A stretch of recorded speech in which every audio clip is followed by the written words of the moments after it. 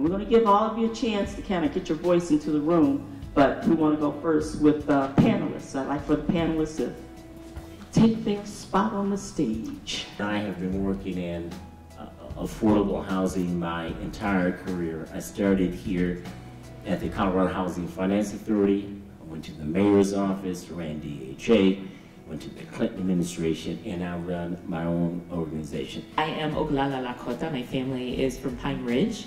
My mother is from Pine Ridge Reservation. Does anyone know where Pine Ridge is? It's in South Dakota. My father is African American. He's from Kentucky, southern Kentucky. So I grew up and went to school in Kentucky and spent my summers going back to Pine Ridge Reservation. I was pretty fortunate growing up in a multicultural home where both sides of my family were really adamant about embracing cultural differences, but also really ethnic identity and making sure that we acculturate, not necessarily assimilate. And making sure that we were just as active within Indian community as we were within the African American community. NAACP, we're about non-discrimination and equality, and same with, well, I shouldn't say same, but similar with Denver Metro Fair Housing Center. It's all about equality and access. Thank you. Our healthcare system is really broken. I think there's some attempts that are going on now to make sure that people have access to the system. But I'm not going to focus on that a lot tonight. I think even with access, we're not getting quality care for everyone. We're not getting equal care. Even when people have an insurance card, they are not getting the health care that they need. And so I will focus in on that. I've spent a lot of my life working on the African American population, trying to get health care to be at the top of the list, to be a higher priority, and trying to come up with some creative ways to get people to take more of an interest in themselves and realize that you can do a lot outside the doctor's office to improve your health. Do you have any questions that you'd like to ask any of our panelists this evening? Yes. Can I quick ask, where does Section 8 fit into affordable or equal housing? It fits in, it's now called the housing voucher system. For some reason, the term Section 8 became a stigma, and it's typically people who are making lower than 30% of the average income in their area. There are two types of voucher systems. One is portable, that you can take it throughout the country, and one is that could be in a development. And the DHA, the Denver Housing Authority, under Ismael Guerrero, is doing a great job. The fact is that each year we have to fight for the budget to make sure that the appropriations fit the needs, which they don't. In affordable housing and that whole process, I've heard a lot of stuff about contractors having to put so many affordable housing units in their complexes and townhomes and things like that. But I've also heard kind of the fine, if they don't put them in there, is worth paying instead of putting in affordable housing. And what is your reaction to that? Is it actually happening? You know, that sort of thing. Because I mean, if they're just having to pay this small fine and then they don't have to put in affordable housing units, then it's not existing at that point. I'll take the first crack at that. It's not a fine. It's a payment that you can make that you don't have to deliver the affordable housing. There was a huge debate 5 weeks ago, the Denver City Council, and it barely passed. Then developers wanted a pass. They thought it was cheaper to pay a fee, not a fine, a fee. So they did not have to put in affordable housing. I'd just like you to know that several housing organizations also promoted that, and they were kind of on the edge when they didn't think it was going to pass. So News Ed, Brothers Redevelopment, Northeast Denver Housing, any others that you could think of. But I mean, this is so important to the growth of our city. If we don't include everybody rather than exclude, then we're going to be in a world of trouble, because that's not the way the world is. there are a lot of sort of racial disparities that are sort of made credible in medicine. So for example, saying such and such medication is better for African American hypertension, or this is the GFR that we're going to have for different races, things like that. And I just kind of want to know what your opinion is on those types of things that we see in medicine and how that affects racial disparities. That's a great question. I think I'm glad that you know about some of those differences. That's some of the work that I've done. But a lot of people are not aware of, you mentioned the kidney function, the GFR that's different. For African Americans, that number can be higher, but if you don't know that, you may not give them the appropriate amount of medication.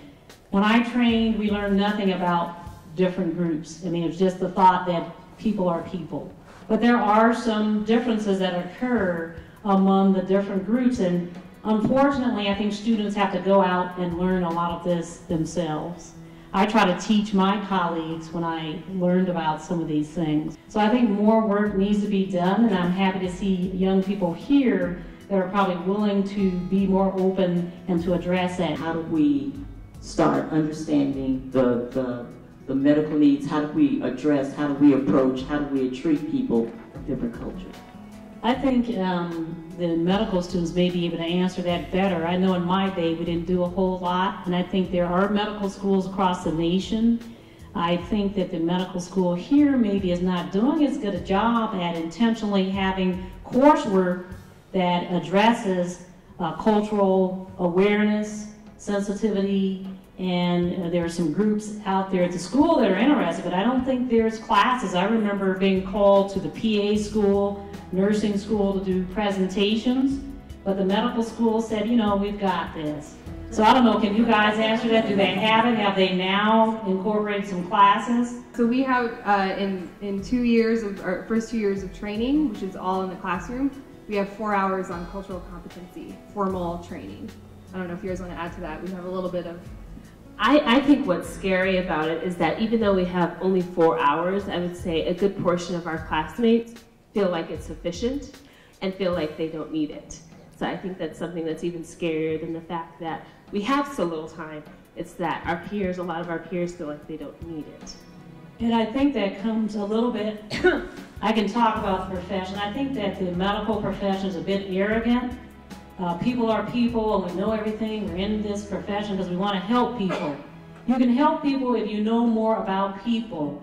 And I think I learned, I started out at Denver Health, and I knew every bit of pathophysiology that was to be known. But when I went to the office, and they said, if you really want to know me and help me, you need to know me. You need to know about my grandson in a gang. You need to know about me not being able to have a place to live. And that's how you really learn to become a doctor, and it's unfortunate that they don't spend a bit more time in school, but that's what's going to help you really take care of people, knowing as much as you can about the individual, about the group of people, about the culture, about the history of how people got where they got, and their relationship to this country. And we don't get much of that, and that's something I've been trying to say a lot to the medical schools, that they need to do a better job here in Colorado. And even at the upper levels, there's physicians, my colleagues, that could use a little bit more of that. But like you say, they feel like, why do we need it? We know all this. We are from an international school, and a lot of times what we experience, like my students experience, is trouble being able to access apartment buildings, being able to even buy houses and things like this, especially because we don't speak English as well as most people in Denver, and so a lot of those things are really hard for us. But also, even getting medical care, I brought a student to the hospital who spoke Russian, and they weren't willing or able to get us a Russian translator so she could understand what was going on, and so I had to get somebody to bring it for healthcare. And so just talking about some of the international student refugees, immigrants, and some of our issues that we bring to Denver in this community. Have you heard of any programs or anything going on that you can say that as advocating for international students or people, immigrants and refugees? And we have quite a few students from Syria and places like that too, who are all coming over right now and coming to school. Well, I can speak to the Denver Metro Fair Housing Center. They encourage people that speak different languages to come to them and report any type of discrimination. And that will hopefully open other people's eyes to, you know, the differences.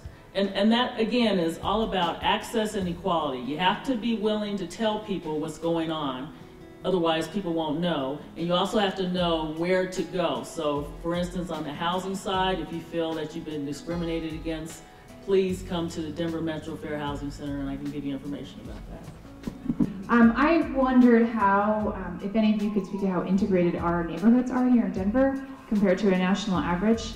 How integrated our neighborhoods are in Denver. I can tell you, and Kevin will agree, Stapleton is the least diverse in our city. And you probably see that.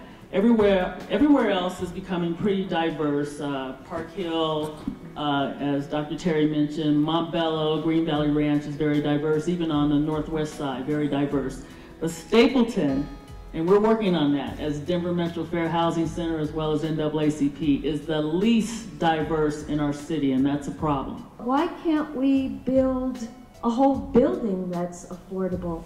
Why do we have to go to the high end and put like 5 units in a 50-unit building that are affordable? I mean, that's not going to do anything for anybody.